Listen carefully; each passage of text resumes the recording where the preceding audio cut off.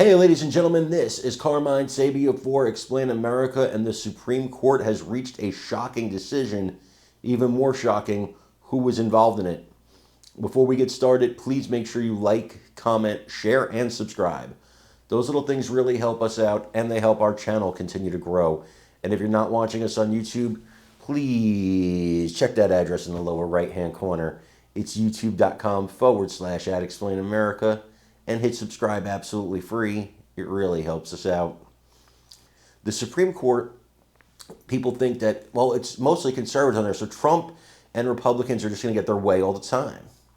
But that's not how our system of government is set up. The Supreme Court is an independent body. They will act against the interest of the party that they want, the party they belong to, even when maybe they don't want to do that. Now, I happen to disagree with this decision, but who am I? I'm not a constitutional attorney. But Clarence Thomas agrees with me. Not Antonin Scalia, may he rest in peace. But, the rest of the conservatives, John Roberts, I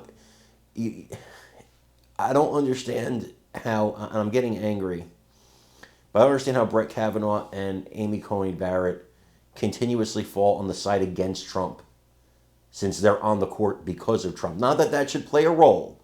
Not that they should have deference to Trump. But it looks to me sometimes like they go the other way just to prove something. Just to prove they're not showing deference.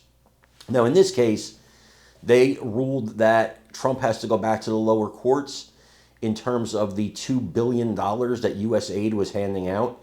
Basically saying he's going to have to hand it out. And what's the big deal? It's $2 billion. And U.S. aid is finished after that. So he should have won this case. But at the end of the day, big deal. $2 billion to me or you, life-changing. $2 billion to the U.S. government is like $2 to us. So I do want you to watch this report on it, though. And let me know what you think in the comments. For having me, Sarah. We do have some breaking news just coming in from the Supreme Court. I want to get straight over to CNN's Caitlin Polans, who's pulling together the details from us. And this has to do with President Trump's moves to freeze foreign aid. Caitlin, what's happened? Yeah, Kate, what had happened in the Trump administration is they turned off money going to nonprofits and contractors on foreign aid, people that were working with the organization USAID, the agency that the Trump administration was trying to shut down.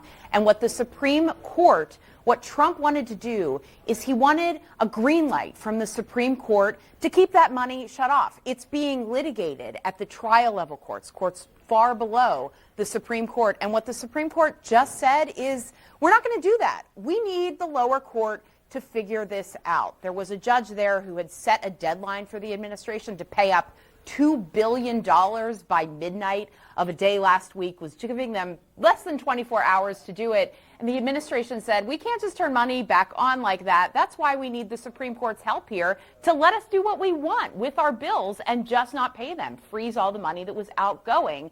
And now it's going to go back down to the lower court. But Kate, when you step back and look at what's happening in this order right here, it's 5-4. And the 4 dissenters of what is being done right now for Donald Trump, those people are all the conservative justices. And what they are saying is, we can't believe that this Supreme Court is going to override what the executive wants to do here and just give this lower court trial judge, Judge Ali in Washington, D.C. on the district court, the power to figure this out right now. So a big struggle between the court system and Trump as president ongoing that we're going to keep seeing happen in the courts. Kate? I was going to say, my take is like this is not the last time this conflict and struggle is going to be playing out and making its way back to the Supreme Court. This is the beginning of a very long road here, but an important decision coming from the justices nonetheless. Caitlin, thank you so much for jumping on so quick for us. John.